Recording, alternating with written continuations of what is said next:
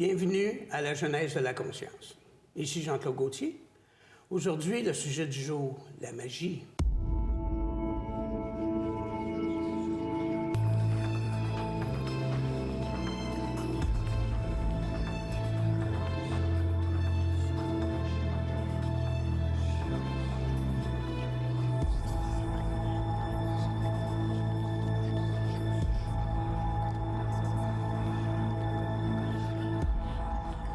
Bienvenue, Normand Pinard. Aujourd'hui, le sujet du jour, la magie. Vous êtes connu comme conférencier, naturellement, voyant et métaphysicien. De votre point de vue, qu'est-ce qu'on doit s'attendre à la magie et surtout, quelles sont les conséquences? Parce qu'on parle ici, sûrement qu'on va parler de la magie blanche et la magie noire. Oui. Ça fascine énormément. Les gens sont extrêmement intéressés à la compréhension de ces choses. Et la magie n'est ni blanche ni noire. Ça dépend de l'individu qui va l'opérer. Parce que je dirais que la magie, c'est une introduction avec l'inconscient. Donc, ce que ça va stimuler beaucoup chez l'être humain, c'est l'inconscient. Mais évidemment, l'inconscient, c'est quelque chose de vaste. Il y a l'inconscient qui est collectif. Il ne faut pas oublier ça. On n'a pas juste un inconscient personnel. On a un inconscient qui a une histoire qui s'étale sur des millénaires. Alors, pour moi, demander à son sous-conscient, il y a l'inconscient, on voit par exemple l'inconscient à plusieurs niveaux. Ça, c'est très intéressant parce que les gens vont se retrouver avec ça. Il y a l'inconscient au niveau hypnotique. On peut hypnotiser quelqu'un, lui faire oublier un chiffre, puis la personne peut ne pas s'en rappeler. Bien, ça se passe aussi au niveau de l'inconscient. Mais c'est pas l'inconscient... c'est pas un inconscient qui a une histoire. C'est pas un inconscient qui a une historicité akashique. C'est pas un inconscient qui a une historicité qui va jusqu'à l'aube de l'humanité. Dans le cas de la magie, on touche à certaines parties du cerveau qui ont enregistré des informations sur des millénaires.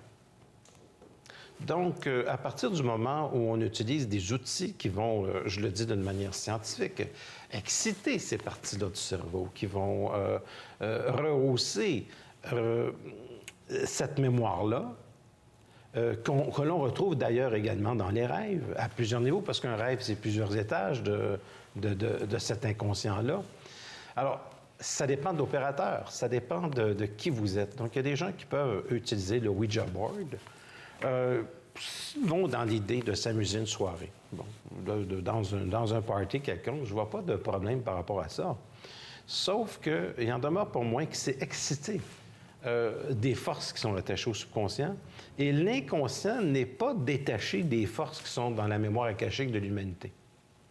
Donc, l'inconscient maintient un lien qui est extrêmement étroit avec des forces qui sont, pour l'instant, qui sont occultes et qui peuvent entrer en fonction. C'est-à-dire que le premier niveau, oui, évidemment, si vous prenez un Ouija board, vous pouvez entendre peut-être, dans certains cas, ça va juste se déplacer, puis ça peut être encore juste l'acide lactique qu'on trouve au niveau des mains. Hein?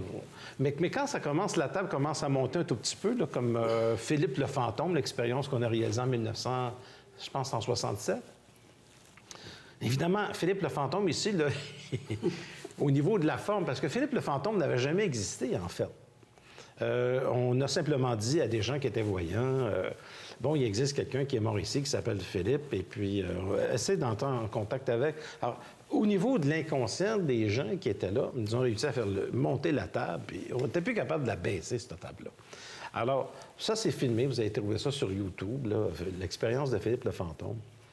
Donc, c'est la capacité d'entrer en contact avec des forces qui, tantôt, viennent de soi et qui, tantôt, peuvent venir d'ailleurs.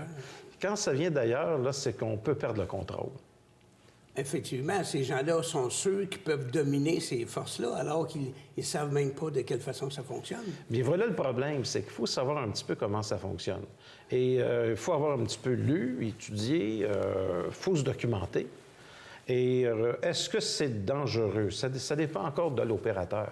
Un individu n'a pas besoin de magie pour faire de sa vie une catastrophe. Il y a juste à penser d'une manière qui va amener la catastrophe.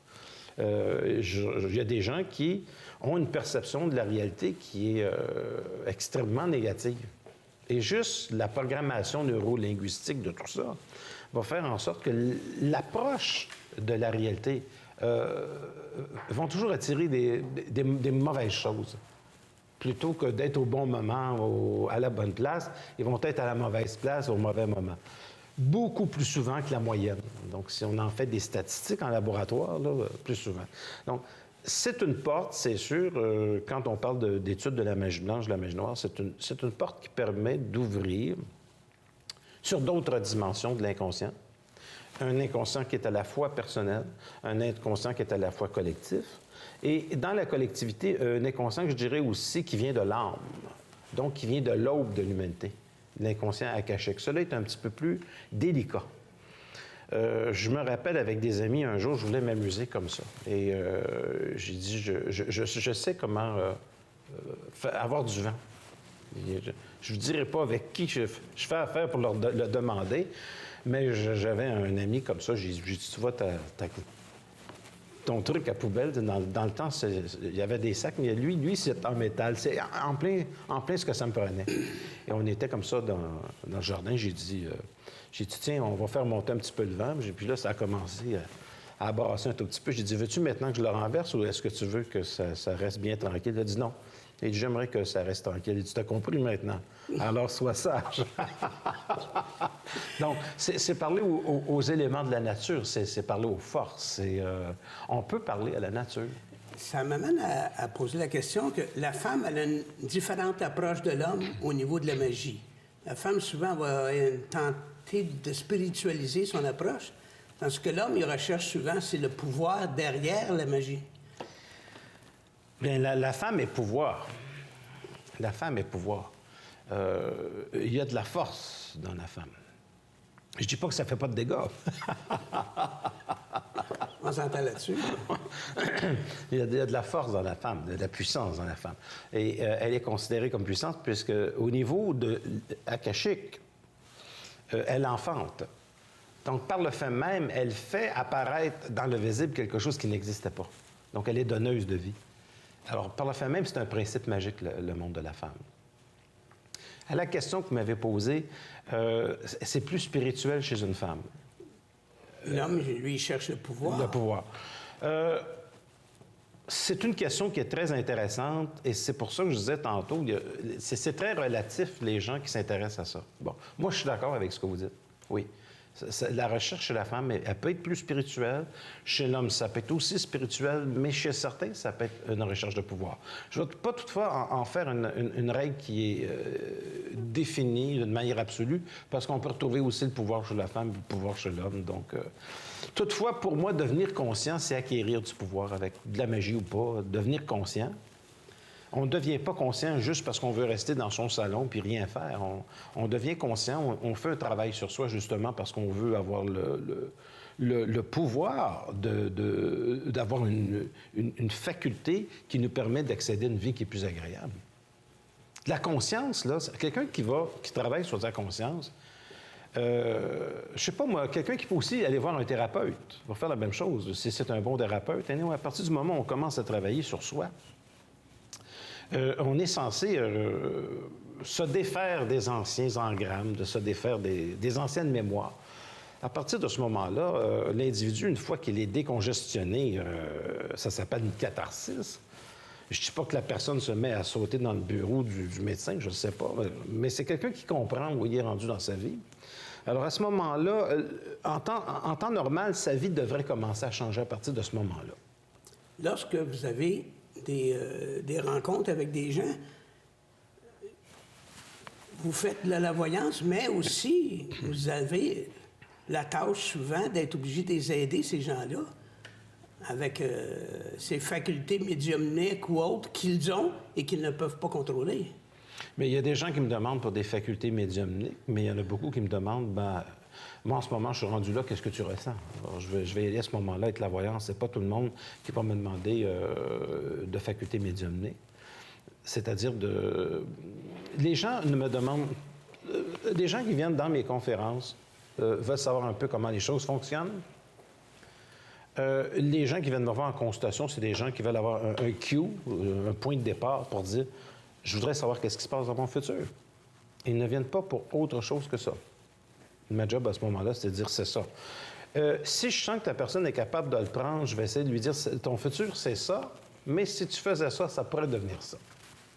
Mais déjà là, c'est pas tout le monde qui est toujours intéressé à ce qu'on parle de comment changer. Les gens prennent ça avec le premier degré.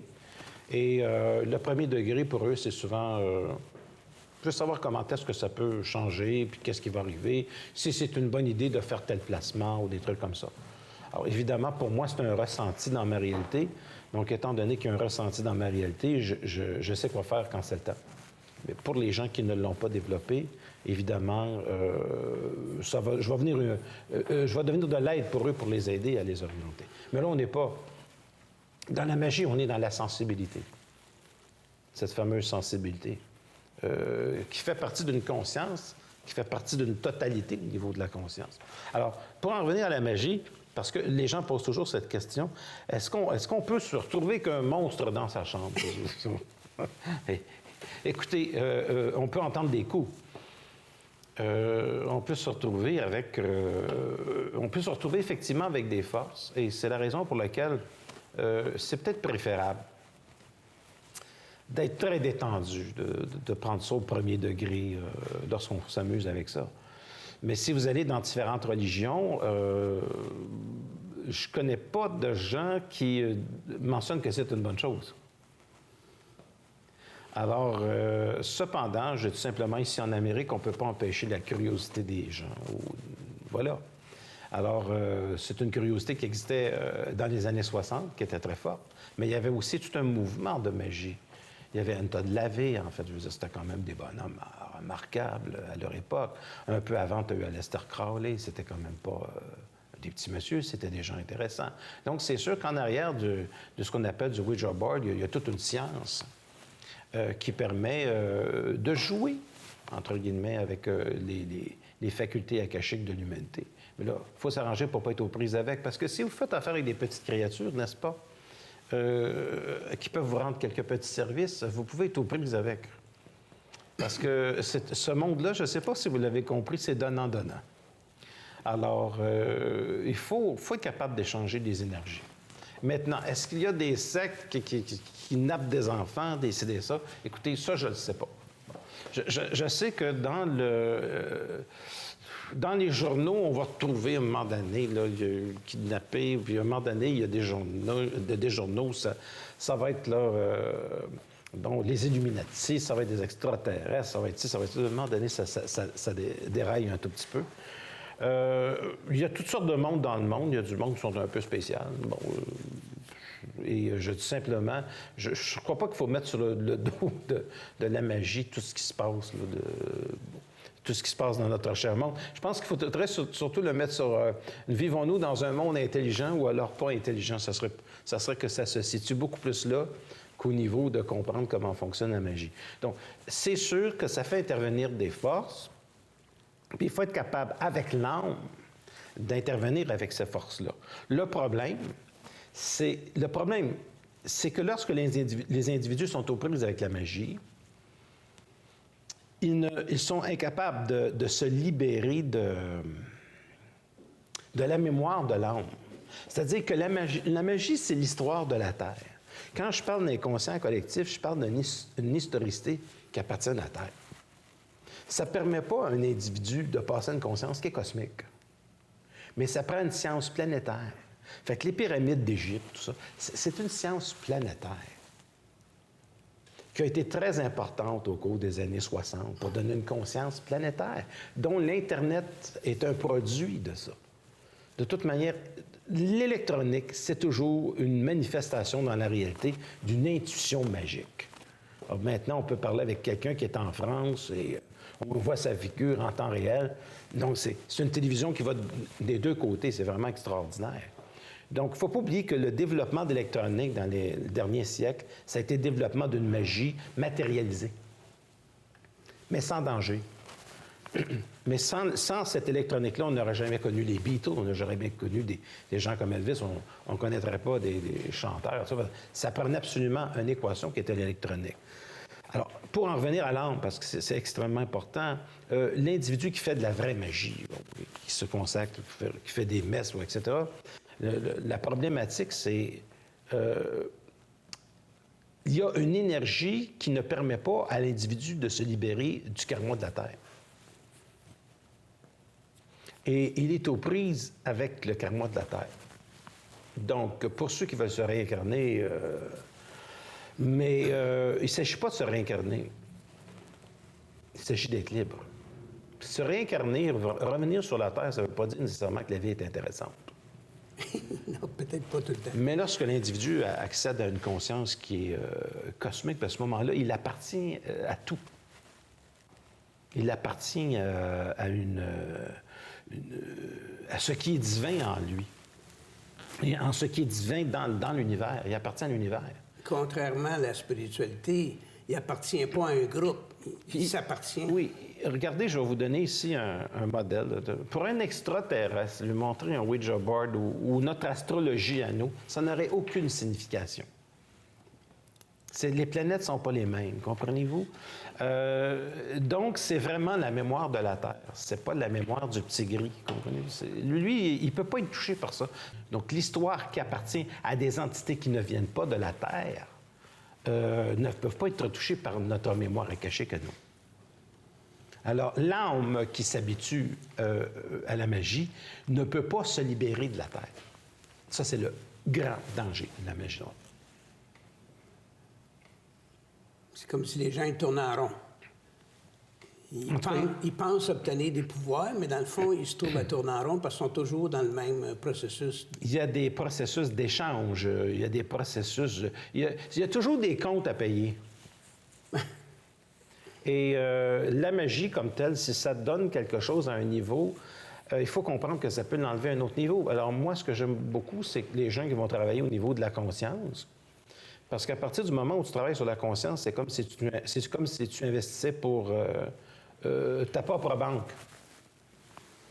À ce moment-là, avec ta propre banque, tu sais où s'en va ton crédit. Donc, tu fais affaire avec tes forces, tu fais affaire avec ta conscience. Puis lorsqu'un individu fait affaire avec sa conscience, bien, à ce moment-là, il est toujours dans un état de magie, mais ce n'est pas une magie où il est emprisonné par quoi que ce soit. Donc, quelqu'un qui est dans la conscience, quelqu'un qui est dans son intelligence, quelqu'un qui est dans son savoir, quelqu'un qui est dans son esprit, va probablement réussir à faire autant de choses magiques. Parce que être conscient, c'est opérer la magie. Mais la conscience, ça l'amène à savoir où arrêter, où commencer, je présume. C'est pas aléatoire. Mais c'est-à-dire que la conscience, comme telle, n'a pas besoin de magie. Elle est magique. Elle est magique. Oui. Penser, c'est magique. Donc, je ne parle pas de la pensée magique, là, ici. Je sais qu'il y a beaucoup de scientifiques qui diront « Oui, mais on n'a pas de preuve de ça. On n'a pas de preuve de ça. » On en aura dans 100 ans. C'est pas plus grave que ça, ou dans 200 ans. Mais ça fonctionne. C'est ça qui est important. Un individu qui change sa perception, un individu qui modifie au niveau de sa conscience l'opinion qu'il possède de lui, ça change automatiquement le réel, instantanément, du jour au lendemain. Il y a quelque chose qui m'interpellait il n'y a pas tellement longtemps sur le fait qu'un voyant, quelles sont les voyantes et les voyants, quelles sont leurs obligations? J'ai une jeune femme que j'ai connue que la voyante lui a dit qu'elle était pour mourir. Est-ce qu'un voyant ou une voyante doit aller jusque-là ou s'il doit... Bien, écoutez, moi, si on me le demande, mais si on ne me le demande pas, je ne le dis pas. Maintenant, s'il y a des voyants qui vont jusque-là, c'est assez terrible pour la personne qui ne l'a pas demandé. Surtout qu'elle n'est pas morte, mais elle a été stressée, elle a été stressée pendant des mois et des mois. Il a essayé d'imaginer. Alors ça, c'est vraiment de la mauvaise voyance. Oui. Parce que... Mais c'est comme s'il y avait deux catégories de voyants. Ceux qui sont capables de vous dire tout votre passé, mais le présent puis le futur, ils ne connaissent pas rien. Ils sont très bons dans le passé. C'est comme des machines à reculer dans le temps, mais Pour ce qui est du futur, ça leur... Mais je vais en parler éventuellement dans une émission que je vais consacrer à la voyance, puis je vais beaucoup, ça va être intéressant. je vais beaucoup développer cet aspect-là. J'en avais déjà parlé, mais je veux peut-être pousser aller plus loin, encore beaucoup dans plus loin. Alors, pour en venir, puis je veux rester à la magie. Oui, évidemment. Puis ça, je vais parler de cette chose. Mais pour revenir à la magie, évidemment, le sang, c'est une mémoire. Et à partir du moment où vous commencez à jouer avec ça, ça commence à être un petit peu délicat. Donc, c'est des choses qui peuvent être amusantes, ou ça peut être amusant au début, puis ça peut finir... Autrement dit, il y a des lois de conséquences même avec ça. Il y a des lois de conséquences avec ça, oui. Moi, je me souviens, ce qui m'a fait connaître la magie, ça peut paraître assez étrange, mais ça a été finalement ça a été Shell Canada. Et parce qu'il y a eu une époque, au début des années 70, où ces gens-là donnaient des trucs de magie à écrire avec son sang. Remplissez ça avec votre sang, des trucs comme ça. Puis, c'était des formules qu'eux autres avaient pris ça dans des livres de Lester Crowley, puis de la numérologie, tout ça. Fait qu'on s'est dit, ben, eux autres se sont dit, regarde, ça va divertir les enfants. Bien, crois-moi que ça faisait des flamèches. Et finalement, je me suis rendu compte que je remplissais ces petites affaires-là avec mon sang, puis je me dis, écoute, ça fonctionne, il y a des trucs assez étranges. Puis ça, ils donnaient ça à Shell Canada un peu comme quand on allait prendre l'essence pour donner quelque chose aux enfants pour qu'ils puissent s'amuser avec. Bien, nous autres, au lieu de recevoir un petit cornet de crème glacée, tu sais, il y avait l'époque où il y a eu les assiettes. Bien là, moi, on transformait le monde en cochon. Non. Ce que je veux dire, c'est qu'on avait on était introduits. Tu sais que 1970, ça a été une période extrêmement florissante au niveau des sciences occultes, au niveau de la magie, au niveau de... C'est comme s'il y a eu un regain, là. Il y a eu un regain absolument extraordinaire et je pense que les gens qui ont vécu ça en Amérique vont s'en souvenir très bien. Au cours des années 70, on avait le début...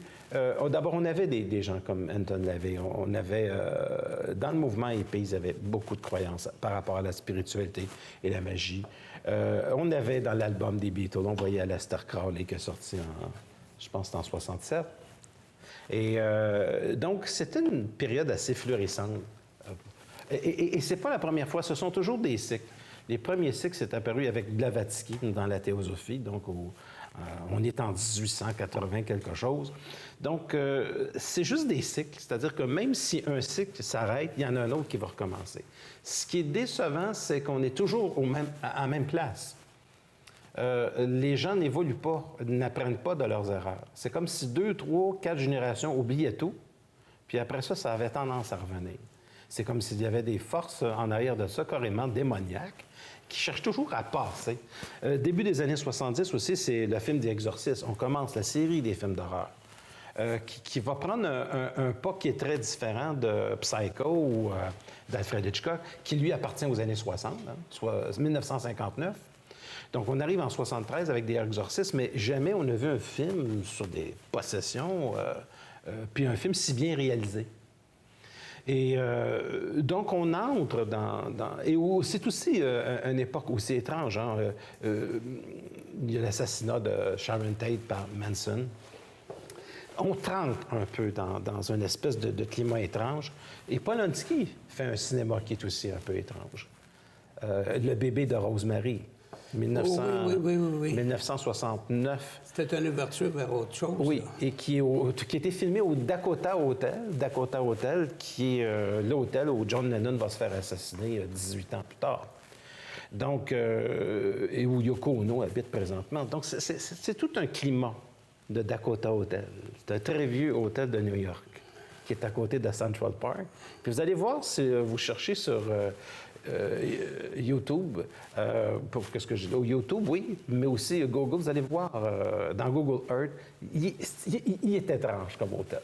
C'est victorien un petit peu. Et donc, il y a tout un climat. Je dirais que la magie, c'est un climat psychique qui peut faire arriver des événements. Pour les gens qui ont des questions, on peut vous joindre sur... Bien, s'il y a des gens qui veulent me poser des questions, il y a mon numéro de téléphone. Moi, le bon vieux téléphone, c'est le 514-254-5919. Il y a mon courriel que vous allez voir à l'écran, puis il y a mon site web, www.normandpinard.com. J'ai réalisé plusieurs émissions que vous allez retrouver sur YouTube, toute l'historicité de ça. Je vous souhaite de commencer par la première, toujours essayer de prendre la première. Et ce sont des sujets qui sont indépendants. Voilà. Et ça permet de développer des choses, des questions que les gens se posent. Les prochaines émissions, est-ce que vous avez des titres à nous proposer ou... Je dirais peut-être parler... On avait parlé tout à l'heure de la voyance, aller plus profondément dans Au cours de cette série-là, moi, j'aimerais beaucoup aborder la conscience de l'être humain, parce que la conscience, c'est le véritable pouvoir de l'être humain. Donc, j'aimerais beaucoup aller dans le sens de voir jusqu'à quel degré c'est important, la conscience. Et lorsqu'on la perd, cette conscience, jusqu'à quel degré ça peut être destructeur. Donc, d'acquérir une conscience, d'acquérir une liberté. Une liberté. C'est une liberté. Vous savez, la conscience, ça s'installe pas juste dans le statut de notre société. La conscience, pour moi, c'est se libérer du monde tout en étant avec. Étrange tricotage. C'est se libérer du monde, c'est être soi-même dans un univers où les gens suivent tout le monde. Pour moi, de la conscience, c'est quelqu'un qui va se démarquer par une créativité qui vient de son être et qui va en faire quelqu'un qui est unique. C'est ça pour moi, la conscience. Et qui va permettre à un individu d'atteindre des niveaux d'une qualité de vie qui n'appartient pas nécessairement dans la facilité du monde. Merci beaucoup pour cette entrevue-là. C'était très, très, très intéressant. Maintenant, on va se revoir bientôt dans une autre émission. Merci. C'est moi qui vous remercie, Jean-Claude. C'était un immense plaisir. Mais à la prochaine.